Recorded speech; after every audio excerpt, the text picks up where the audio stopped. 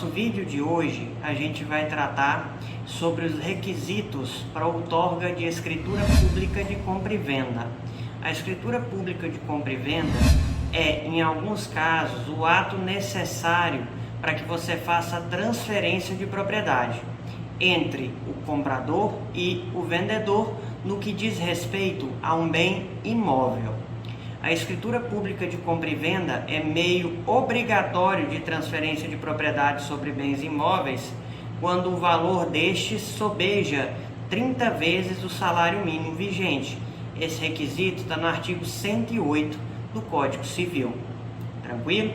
Essa escritura nada mais é do que um ato praticado pelo tabelião de notas, através do qual ele reduz a termo de notas a vontade das partes em comprar e vender um bem, bem como as condições e formas de pagamento. A escritura é um ato muito importante na vida negocial do sujeito de direito, quando ele vai tratar com bens imóveis, ok? Essa escritura pública de compra e venda obedece a alguns requisitos. Vamos lá. Para vendedor, pessoa física, você vai ter que apresentar ao tabelião documento com RG e CPF, certidão de nascimento se você for solteiro, de casamento se você for casado, ou casamento averbada do inventário e viuvez, caso você seja viúva, certidão de óbito, caso você seja viúva ou viúva do cônjuge que já faleceu, certo? Então esses são os requisitos para quem é separado ou divorciado, com a averbação do divórcio, tranquilo? Essas certidões têm um prazo de validade médio de 90 dias.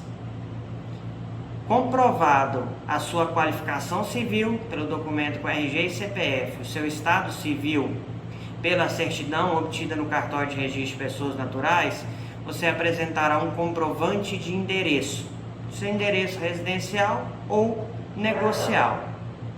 Vamos lá, pessoal. Uma vez que você chegou até esse ponto, você vai apresentar as certidões de praxe do vendedor, caso você seja vendedor.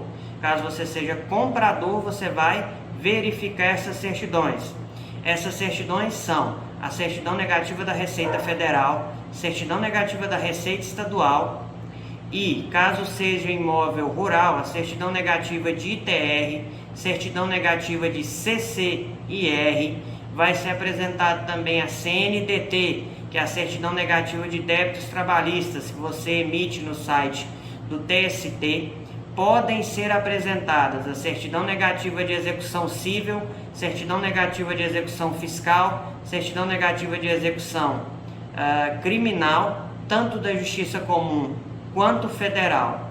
No momento da lavratura, o tabelião também vai fazer uma consulta no CNIB, que é o Cadastro Nacional de Indisponibilidade de Bens, para ver se a pessoa que está te vendendo aquele bem não possui um vício de indisponibilidade acostado à matrícula do bem por força de uma decisão judicial. Tudo isso para garantir a sua maior segurança no negócio, certo?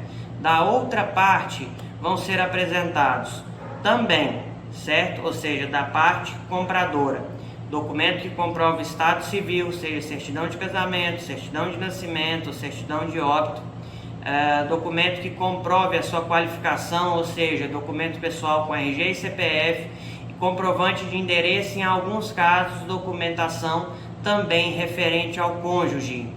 Para aqueles vendedores que são casados nos regimes de comunhão universal e parcial, deverão também ser apresentados a documentação de seus cônjuges, para que seja dada a famosa outorga uxória. Lembrando que para quem é casado com separação obrigatória, separação convencional, participação final nos aquestos e demais regimes específicos, pode ser dispensada essa apresentação, certo? Caso você declare união estável, também será necessária a assinatura do companheiro ou companheira. Outro requisito que você deve observar é com relação ao imóvel. Se imóvel urbano, você apresentará certidão de matrícula, certidão negativa de ônus e rei persecutória, geralmente são cumuladas. Quando você pede uma certidão para efeito de transferência de propriedade, o cartório já te fornece uma certidão de matrícula com inteiro teor, negativa de ônus e rei persecutória.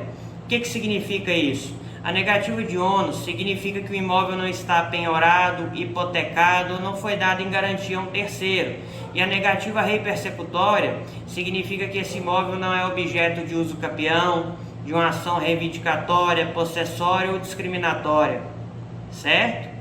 Se o imóvel for rural, além dessa documentação, você vai apresentar, como a gente já falou antes, a certidão negativa de CCIR, ou seja, comprovante de recolhimento e espelho do CCIR, a certidão negativa de recolhimento dos tributos federais incidentes sobre o imóvel ou negativa de ITR, que é o Imposto Territorial Rural.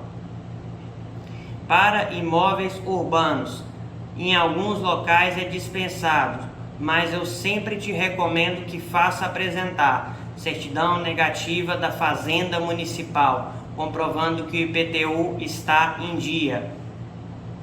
Vamos lá, doutor, mas eu tenho que apresentar o comprovante de recolhimento do ITBI, Imposto de Transmissão de Bens Intervivos? A resposta é não. O ITBI só é devido depois do ato de transferência da propriedade. O ITBI tem como fato gerador a transmissão de propriedade. Então, a apresentação do comprovante não é condicionante à lavratura da escritura pública de compra e venda, muito embora você já possa declarar e recolher o imposto antes de lavrá-la, fato este que será constado na escritura. Vantagens. A vantagem é que, quando você for adentrar com essa escritura, ou seja, dar ingresso nela ao cartório de registro de imóveis para concluir a transferência de propriedade, fazer o registro efetivo em seu nome, você não terá que comprovar o recolhimento de ITBI, tá? Ela já estará com esse termo constante na própria escritura. Caso você opte por fazer o recolhimento posterior, vou fazer a escritura de compra e venda, mas não vou registrar agora, vou registrar depois. Nesse caso, você apresentará ao cartório os boletos e comprovantes de pagamento do ITBI, bem como a certidão negativa ou certidão de desoneração do mesmo, para que você possa então efetivar o registro, certo? E os termos da escritura? Os termos dela vão constar a qualificação das partes, qualificação do imóvel, partes, comprador, vendedor, compradores, vendedores, qualificação e características do imóvel, condições e termos de pagamento. Geralmente, quando você vai celebrar uma negociação dessa, é costume que previamente você já tenha celebrado um contrato particular de compra e venda, que vai servir de base para a lavratura da escritura. Caso não tenha, você não disponha desse instrumento para entregar ao tabelião, para que ele use como referência, você vai explicitar para ele como é o negócio que você está fazendo, forma de recebimento e condições, tá? Deixei por último, pessoal, para a gente falar do comprador ou vendedor pessoa jurídica. Quando você tem um comprador ou vendedor pessoa jurídica, você vai apresentar o contrato social e certidão simplificada da junta, contrato social com todas as alterações e a certidão simplificada, a documentação pessoal de quem é o sócio administrador ou sócio com poderes para alienar os bens patrimoniais, uma certidão ou cartão CNPJ que você emite no próprio site da Receita Federal, a consulta de quadro de sócios administradores você emite no mesmo site e todas aquelas certidões ordinariamente emitidas que a gente já falou anteriormente para casos em que você vai figurar como vendedor. Bem tranquilo, pessoal? Lembre-se de nunca apresentar somente a certidão simplificada. Apresente sempre o inteiro teor dos contratos sociais na junta, para te trazer uma maior segurança sobre a posição de sócio administrador de quem assina a escritura. Ora, a situação é simples. Se alguém tentar representar uma empresa sem ter poderes para tanto no contrato social em uma transação de compra e venda, a compra e venda será nula de pleno direito e o seu prejuízo pode ser enorme, tá ok? Tenham muito cuidado, escolham muito bem o cartório que vai te auxiliar nesse tipo de transação e escolham muito bem o advogado que vai te assessorar em suas negociações. Desejo um forte abraço a todos vocês. Quem tiver dúvida, deixa aqui com a gente no direct ou então nos comentários que a gente vai responder todas. Um abraço, pessoal, até a próxima.